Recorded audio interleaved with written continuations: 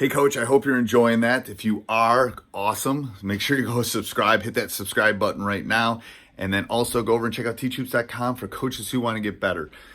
Mentor, resources, hundreds of videos. Go over and check it out. Let's head off to the video. Hey, everybody. Today I'm going to talk about some of the key things I think as far as practice and how you can make practice hopefully more difficult than games. That's our ideal thing. So how do you do that? How do you bring that intensity?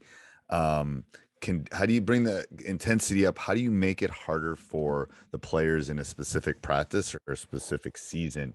It's an old Don Meyer quote that basically says, "Make practice hard, so games seem so easy."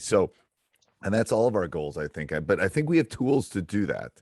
Um, First of all, you can use court constraints. So you can use half the court. You can use a specific thing. I think those are specific things in the court. We'll do a lot of mismatch, 2-on-3, 3-on-3, and we'll only let them do it from, mid-court over, just so they have to work on conditions at that point and can only do specific things. So I think you can use court conditions for the first thing that can make your practice harder. Number two is time conditions. We do a full court shooting drill for 3 or 4 minutes, and we want to get specific a number of shots made or missed in that 3 or 4 minutes.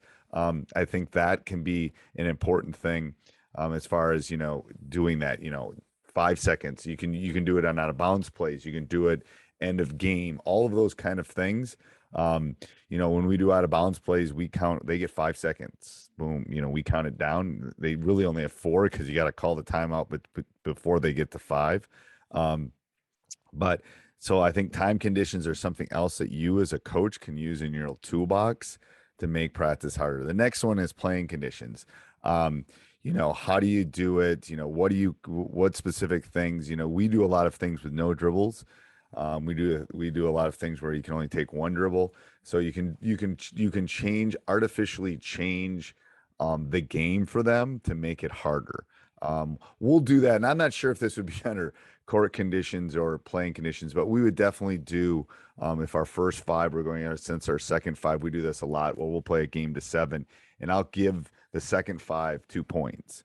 So I'm trying to make it again balanced for them. In that specific thing. Then we play, and that goes back to that kind of goes to the next one is have a scoring system. Like I was just talking about, that would be, some sort of scoring system, maybe where you give the second 5 a little bit of an advantage to make it more even. So that'd be one thing. Another thing would be, emphasizing what you want, like offensive rebounds or rebounding is a huge thing for us.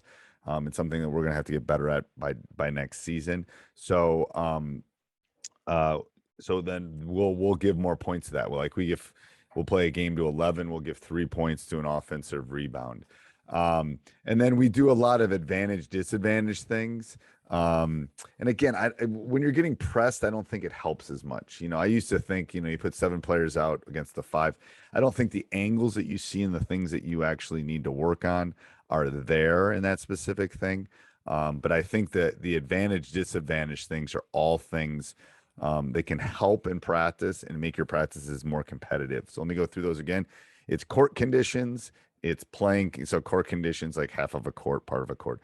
Playing conditions, changing rules on them. Time conditions, a scoring technique that you want to use, and then advantage, disadvantage. I think if you use those 5, your practices will be more competitive and better every day. All right. Have a great day, everybody.